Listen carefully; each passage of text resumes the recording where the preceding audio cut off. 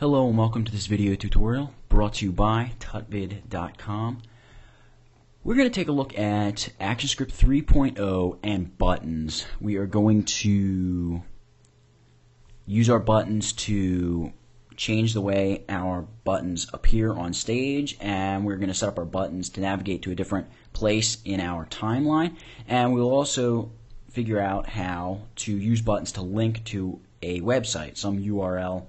It could be within your website or a URL somewhere out there on the web other than your website. So let's take a look at doing that.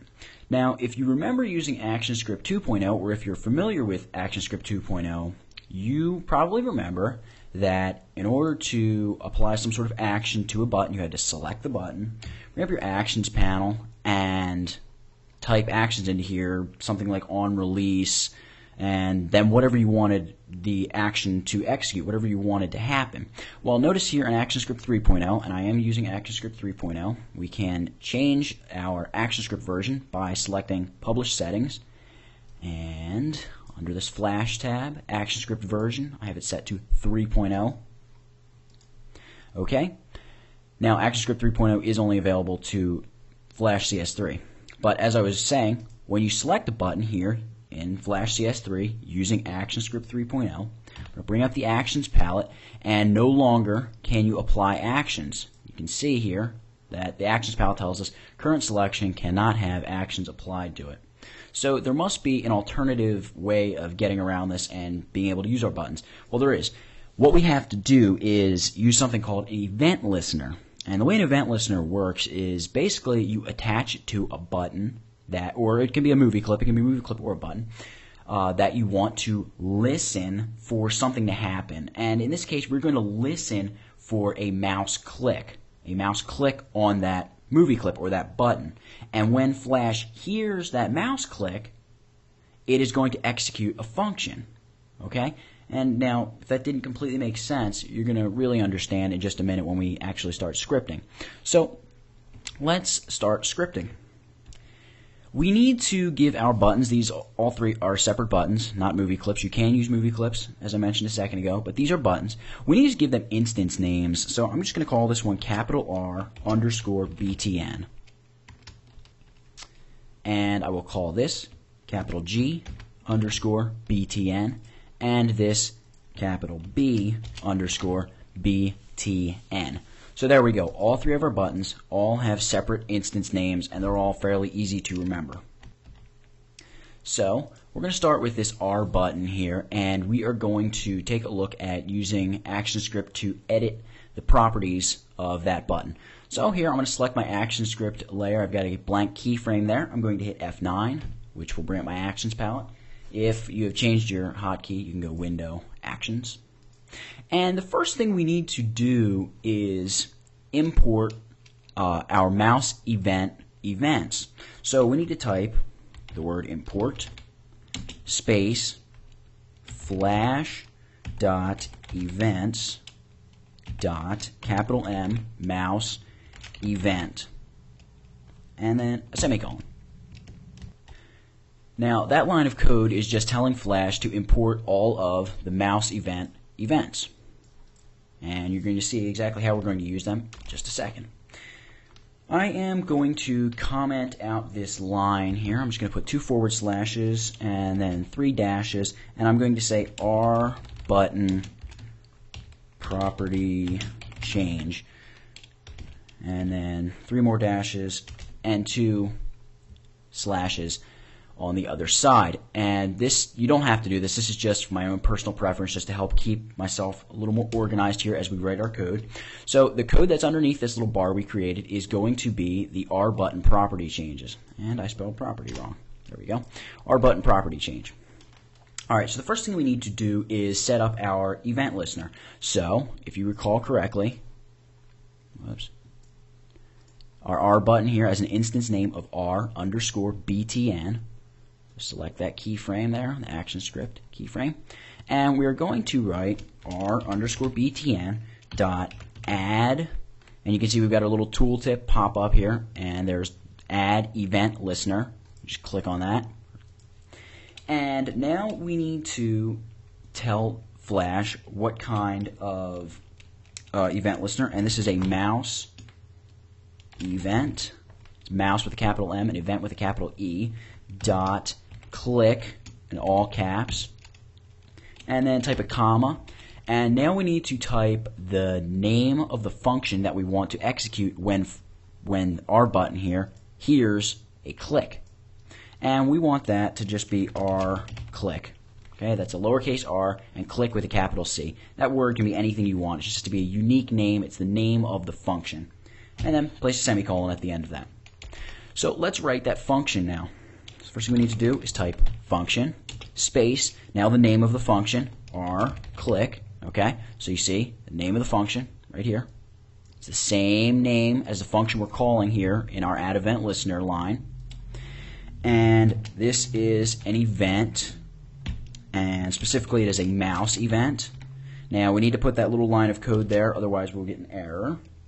It is not returning any data, so the data type will be void there at the end. Open curly bracket, enter return twice, close curly bracket, up arrow key.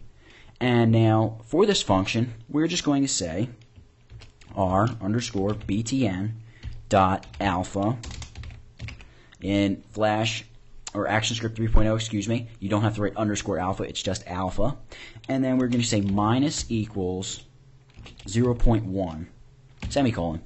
Now this is another thing that has changed in ActionScript 3.0. I will just point out real quick. You no longer have a scale of 1 to 100 when it comes to editing alpha and other properties that go from 1 to 100 or 0 to 100 in Flash. You have to edit them on a scale of 0.0, being 0, and 1. So what this is saying is every time our button is clicked, I want you to decrease the alpha by 10%. Okay, I could write 0.25, and that would be decreasing the alpha by a quarter each time. If I wanted to take the alpha down by 100, I would just type 1. But I only want to take it down by 10%, so I'm just going to write 0.1. And let's just check our script, and it contains no errors. So I'm going to close my actions palette, and I'm just going to test the movie here. And I'm going to roll over the R button, and when I click it, it loses 10% alpha, and I can keep clicking it, and it's going to keep losing 10% alpha until it's completely gone. Alright, I'm going to close the file. And let's just set up a quick action to make it restore to 100% alpha. So what we need to do now is create another event listener. So I'm going to select that entire line, Command or Control C, or just right click and hit copy. Select at the end, hit enter or return once, right click and hit paste. And this time we're going to change the mouse event from click to mouse underscore out. So when the mouse rolls out or rolls off of our button, we want it to perform the function of R, let's just say out. It's out with a capital O. So now we have this new event listener. Let's create a new function. I'm going to select the entire function, right click, hit copy, hit enter, or return once, and paste that new function. It's Command or Control V. And now we're just going to change the name from R click to R capital O out. Okay, so R out is the name of our function. R out is the name of our function. It is still a mouse event. We're not returning any data, so we're just going to set that to void. And now we're going to say R button alpha equals space 1 semicolon. So when you roll out, we just want the alpha of our button to equal 1 or 100. So I'm going to hit F9. I'm going to save my file, and I'm going to go Control, Test Movie. Okay, I'm rolling over R button, and I'm clicking, clicking, clicking. When I roll out, it returns to 100% opacity, or alpha, as it's referred to, here in Flash. So that's how you edit the properties of a movie clip, and that's the real basics of changing a button. Let's take a look at navigating your timeline using a button. Hit enter return a few times, and we're going to set up a new little partition here for our code. I'm going to say G button timeline change, and then 3 more dashes and a couple more slashes. Now for this, we just need to add an event listener listening for our button click and tell it to go to that frame of the timeline. Now, we don't really have another frame of the timeline to go to, so let's set that up real quick. Close my actions palette, and I'm just going to select out here on frame 50, drag down, selecting all 4 layers, and I'm going to right click and hit insert keyframe. So here we go, we've got 50 frames now. I'm going to create a new layer, and I'm just going to name that layer jargon. And out here on frame 50, I'm going to right click and hit insert keyframe. So we've got a keyframe out there, and I'm just going to grab my brush tool, and I'm just going to paint 2 lines, one line at the top and one line across the bottom here. So over here at frame 1 we have nothing. Over here on frame 50 we have these lines. Now there's a couple things we need to do.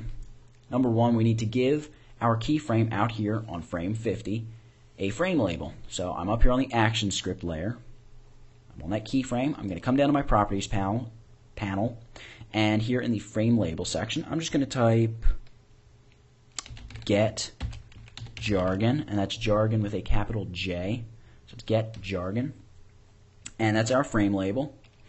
Now I need to come back to frame 1 on my ActionScript layer. I'm going to hit F9 to open my actions palette again, and at the very top here I'm going to hit enter or return once, and up on line 1 I'm just going to place a stop action. That's stop, open close parenthesis, and semicolon, and that's just going to stop the movie at frame 1, so it will not automatically play down to frame 50 where we see our 2 lines. Alright, now to get down to frame 50 we need to add another event listener. Now notice I don't have to re-import all of my mouse events. I just keep them, and you only have to use this import once per keyframe you set up these actions on. So if I were to go and set this action up on frame 2 instead of frame 1, I would have to re-import my mouse events. But because I'm still on the same keyframe, I don't have to worry about it. So we can just come right into here and hit G_button dot add event listener, and we are listening for a mouse event of click. And when we hear that mouse event, we want you to play or execute the function called gclick. Close that parenthesis, put a semicolon at the end. Let's write that gclick function. Type function, space, gclick. Okay, that's the name once again. And again, we have to specify that it is an event, and specifically it is a mouse event. We're not returning any data, so we're typing void there, excuse me. Open curly bracket, enter or return twice, closed curly bracket, up arrow. And inside of here, I'm just going to type go to and stop, open parenthesis, open quote, get jargon, that's jargon with a capital J, close quote, close parenthesis, or close quote, close parenthesis, semicolon. Now, when we click on G button, it will move us over to the frame label, get jargon. Let's just test it real quick and see what happens. Control, test movie. And when I click on the G button, you can see those 2 lines appear. The problem is they don't go away. So let's quickly copy this event listener. Hit enter or return once to paste it down to the next line here. And then we're going to say mouse event, mouse_out. It's all in caps again. And we're going to call this function gout, just like we did with the other one. And we're going to copy this function. Select that function, copy it, hit enter or return once, then hit command or control V to paste that function. So we just pasted this function right here. We're going to change gclick to gout. It's with a capital O. The event is a mouse event, it's not returning any data. And we're going to say go to and stop 1. It's just frame 1. So let's save this. Hit command return or control enter, excuse me, and that will preview the movie. I'm going to click G, and there our lines are. When I roll out, you can see that they disappear. Click. When I roll out, they disappear. Wonderful. So that is how you navigate a timeline using ActionScript 3.0 right here, this bit of code. The last thing we're going to take a look at doing is going to a website, using our Flash file to link to a website, some site out there on the web. So I'm going to partition off another section here. As I mentioned before, this is strictly personal preference. B button, and we'll say get a URL. You don't have to use this commenting method to divide your code up. I'm just doing that to make things simpler for me, so I know that right here, this is all of my G button timeline code, and down here this is all of my R button code. Let's come back up to the B button code, and we need to set up a variable first. So let's set this variable up outside of this B button code. If you recall, using ActionScript 2.0, you used a method called getURL to get a URL. Very simple, straightforward, and pretty easy to deal with. Well, things have changed a little bit here in ActionScript 3.0, and there's a slightly different way of getting that. You have to use, or you have to call a data type called URL request. And we're going to use a variable to store the URL we're requesting. Okay? And then later on we need to use a navigate to URL command to utilize that URL and actually go to it. It will all become clear in just a minute. Just follow what I'm about to do.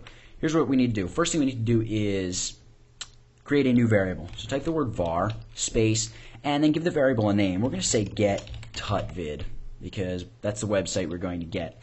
And it is a URL request data type. So it's URL in all caps and then a capital R for request.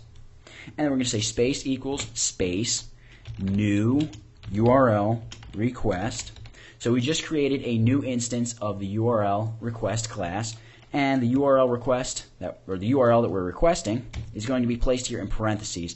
And because it's this URL, we need to put it in quotes. So we're going to say http //www.tutvid.com, close quotes, close parenthesis, semicolon.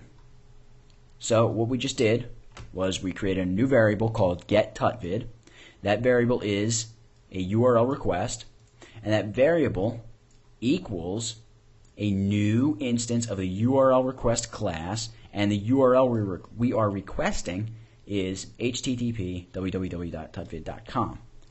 So that's the variable. Let's come down here into our get a URL coding area, and let's add an event listener, to B button. B_btn dot add event listener, and this again is a mouse event, and it is a click. And when we hear the click, we want this to execute the function called bClick. So it's just lowercase b, capital C for click, and then place a semicolon at the end of that. Hit enter or return a couple times. Now we need to create a function.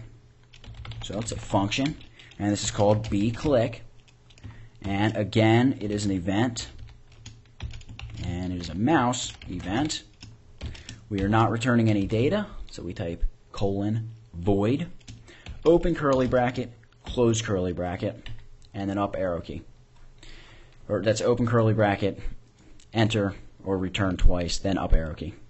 So here now we set our function, and all we need to say is navigate to, with a capital T, URL all in caps, and then open parenthesis, and here we simply refer to our variable name, which is getTutvid. Close those parentheses, add a semicolon to the end, and that's it.